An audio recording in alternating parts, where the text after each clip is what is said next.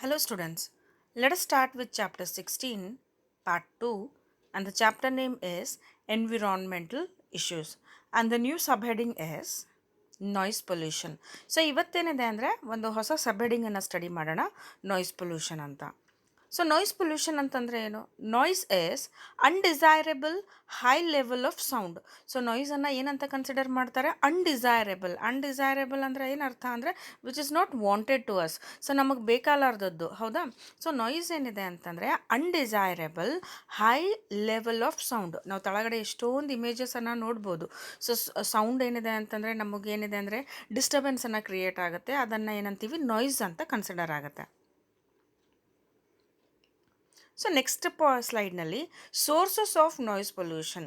ಈಗ noise pollution ಆಗ್ತಾ ಇದೆ ಅಂತಂದರೆ ಯಾವ ಸೋರ್ಸಸ್ಲಿಂದ ನಮಗೆ ನಾಯ್ಸ್ ಆಗ್ತಾ ಇದೆ, ಡಿಸ್ಟರ್ಬೆನ್ಸ್ ಆಗ್ತಾ ಇದೆ? ಸೊ ಫಸ್ಟ್ ಏನಿದೆ ಅಂದರೆ ಮ್ಯೂಸಿಕಲ್ ಇನ್ಸ್ಟ್ರೂಮೆಂಟ್ಸ್. ಸೊ ಸಾಕಷ್ಟು ಮ್ಯೂಸಿಕಲ್ ಇನ್ಸ್ಟ್ರೂಮೆಂಟ್ಸ್ಲಿಂದ ಏನಿದೆ ಅಂತಂದರೆ ನಾಯ್ಸನ್ನು ಕ್ರಿಯೇಟ್ ಆಗುತ್ತೆ. So next loud speakers. So ಎಷ್ಟೊಂದು ಬಿಗ್ ಲೌಡ್ ಸ್ಪೀಕರ್ಸ್ ಇರುತ್ತೆ. ಆ ಲೌಡ್ ಸ್ಪೀಕರ್ಸ್ ಯೂಸ್ ಮಾಡೋದ್ರಿಂದ ಏನಿದೆ ಅಂತಂದರೆ ಡಿಸ್ಟರ್ಬೆನ್ಸನ್ನು ಕ್ರಿಯೇಟ್ ಆಗಿ ನಾಯ್ಸನ್ನು, ಸೌಂಡ್ ಪೊಲ್ಯೂಷನನ್ನು ಕ್ರಿಯೇಟ್ ಮಾಡೋ ಚಾನ್ಸಸ್ ಇರುತ್ತೆ. ಸೊ ನೆಕ್ಸ್ಟ್ ಏನಿದೆ ಕ್ರ್ಯಾಕರ್ಸ್. ಸೊ ಏನಿದೆ ಫೆಸ್ಟಿವಲ್ ಟೈಮ್ನಲ್ಲಿ ಬಂದಾಗ ಏನಿದೆ ಅಂತಂದರೆ ಸೊ ಕ್ರ್ಯಾಕರ್ಸ್ ಯೂಸ್ ಮಾಡೋದ್ರಿಂದ ಏನಿದೆ ಅಂತಂದರೆ ಸೌಂಡು ಡಿಸ್ಟರ್ಬೆನ್ಸನ್ನು ಕ್ರಿಯೇಟ್ ಆಗುತ್ತೆ. Then industries. So industries heavy ಮಷೀನ್ಸ್ಲಿಂದ ಸೌಂಡ್ ಕ್ರಿಯೇಟ್ ಆಗೋ ಚಾನ್ಸಸ್ ಇರುತ್ತೆ. ಸೊ ಇವೆಲ್ಲ ಏನಂತ ಕನ್ಸಿಡರ್ ಆಗುತ್ತೆ ಅಂದರೆ ಸೋರ್ಸಸ್ ಆಫ್ ನಾಯ್ಸ್ ಪೊಲ್ಯೂಷನ್ ಅಂತ ಕನ್ಸಿಡರ್ ಆಗುತ್ತೆ. ಸೊ ನೆಕ್ಸ್ಟ್ ಸ್ಲೈಡಿಗೆ ಹೋಗೋಣ. ಸೊ ನೆಕ್ಸ್ಟ್ ಸ್ಲೈಡ್ನಲ್ಲಿ harmful effects of noise pollution.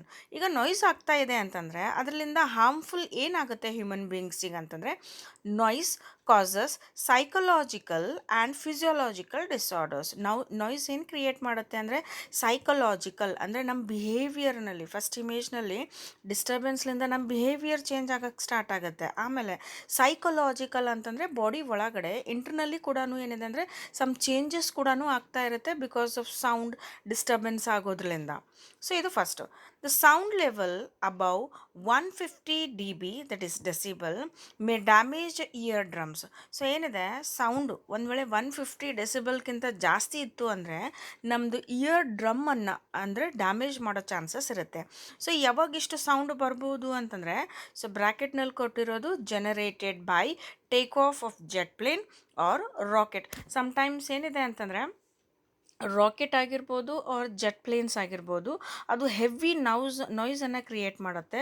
So ಆ ನಾಯ್ಸ್ಲಿಂದ ಏನಾಗೋ ಚಾನ್ಸಸ್ ಇರುತ್ತೆ, ನಮ್ಮ ಇಯರ್ ಡ್ರಮ್ಸು ಡ್ಯಾಮೇಜ್ ಆಗೋ ಚಾನ್ಸಸ್ ಕೂಡ ಇರುತ್ತೆ. ಇದು ಏನಿದೆ harmful effects of noise.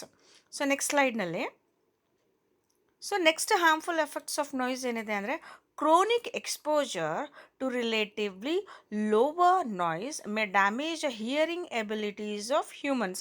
Sometimes ಏನಿದೆ ಅಂತಂದರೆ ಕಂಟಿನ್ಯೂಯಸ್ ಏನಿದೆ ಆ ಲೋ ಸೌಂಡಿಗೆ ಏನಿದೆ ಅಂತಂದರೆ ಒಂದು ಪರ್ಸನ್ ಎಕ್ಸ್ಪೋಸ್ ಆಗ್ತಾ ಇದ್ದಾನೆ.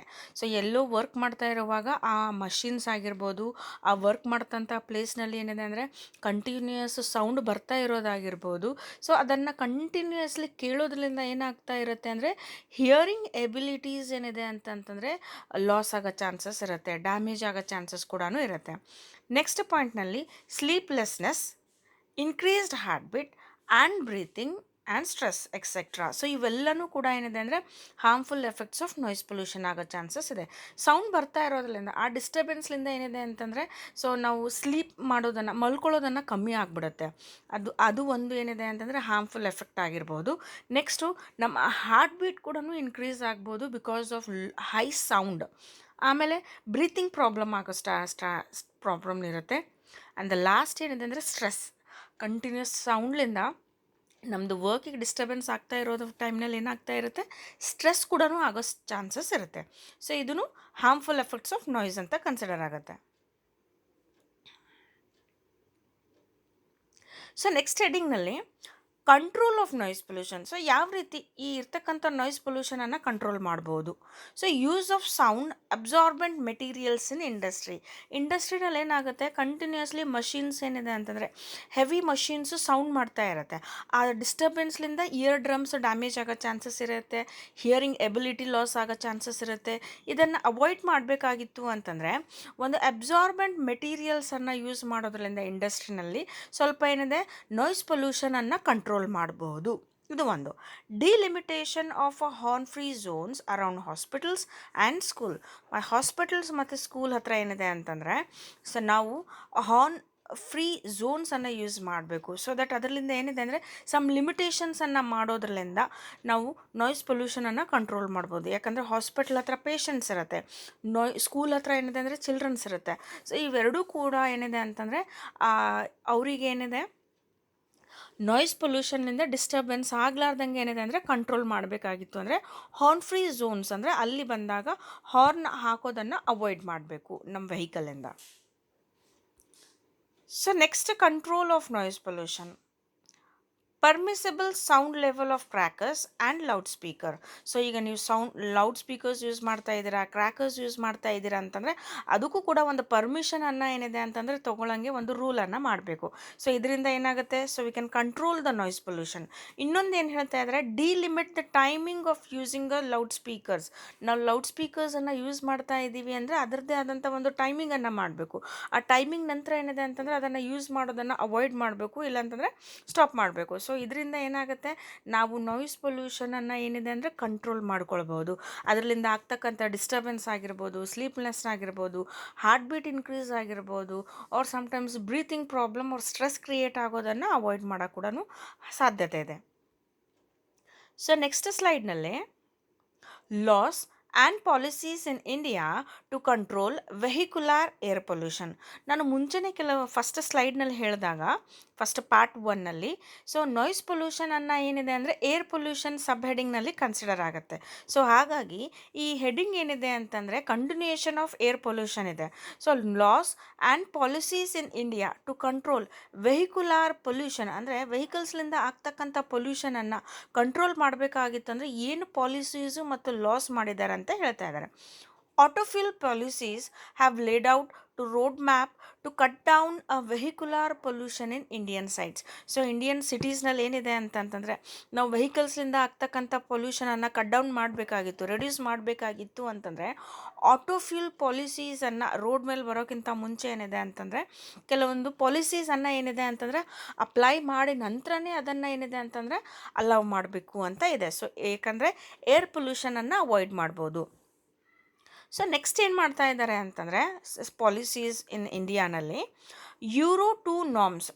It stipulates that sulphur be controlled at 350 parts per million in diesel and 150 parts per million in petrol. So ಇಲ್ಲಿ ಏನು ಹೇಳ್ತಾ ಇದ್ದಾರೆ, ಇಟ್ ಸ್ಟಿಪ್ಯುಲೇಟ್ಸ್ ಅಂದರೆ it specifies.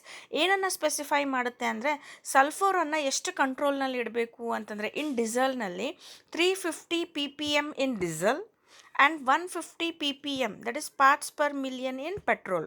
So next, aromatic hydrocarbons are to be contained at 42% of the concentrated fuel. So ಇವರು ಯಾವ ರೀತಿ ನಾರ್ಮ್ಸನ್ನು ಏನಿದೆ ಅಂತಂದರೆ ಪಾಲಿಸೀಸನ್ನು ಮಾಡ್ತಾ ಇದ್ದಾರೆ ಇಂಡಿಯಾನಲ್ಲಿ. ಸೊ ಯಾಕೆ ಈ ರೀತಿ ಎಲ್ಲ ಪಾಲಿಸೀಸ್ ಮಾಡ್ತಾ ಇದ್ದಾರೆ ಅಂದರೆ ನಾವು ಯೂಸ್ ಮಾಡ್ತಾ ಅಂಥ ವೆಹಿಕಲ್ಸ್ ಏನಿದೆ ಅಂತಂದರೆ ಏರ್ ಪೊಲ್ಯೂಷನಿಂದ ಆಗ್ತಕ್ಕಂಥದ್ದು ಡಿಸ್ಟರ್ಬೆನ್ಸನ್ನು ಕಂಟ್ರೋಲ್ ಮಾಡಬೇಕು ಅಂತಂದೆ. The goal is to reduce sulphur to 50 ppm, that is parts per million in petrol and diesel, and bring down the level to 45%. Vehicles engine will also need to be upgraded. So ಇಲ್ಲೇನಿದೆ, ನಾವು actually use ಮಾಡ್ತಕ್ಕಂಥ ಏನಿದೆ ಅಂದರೆ diesel ಆಗಿರ್ಬೋದು, petrol ಆಗಿರ್ಬೋದು, ಅಲ್ಲಿ sulphur content ಎಷ್ಟಿರುತ್ತೆ ಅದದು 50% ರೆಡ್ಯೂಸ್ ಮಾಡಿದಾಗ ಏನಿದೆ ಅಂದರೆ ಏರ್ ಪೊಲ್ಯೂಷನನ್ನು ಕಂಟ್ರೋಲ್ ಮಾಡ್ಬೋದು. ಆಮೇಲೆ ಏನಿದೆ, ಇನ್ನೊಂದೇನು ಹೇಳ್ತಾ ಇದ್ದಾರೆ ಅಂತಂದರೆ ಆ ವೆಹಿಕಲ್ಸ್ದು ಇಂಜನ್ಸ್ ಏನಿದೆ ಅಂದರೆ ಅಪ್ಗ್ರೇಡ್ ಮಾಡೋ ನೆಸಸರಿ ಕೂಡ ಇರುತ್ತೆ. ಯಾಕಂದರೆ ಹಳೆ ವೆಹಿಕಲ್ಸ್ ಇರೋದ್ರಿಂದ ಏನಿದೆ ಅಂದರೆ sometimes there is a disturbance to the environment, air pollution ಆಗೋ ಚಾನ್ಸಸ್ ಕೂಡ ಇರುತ್ತೆ.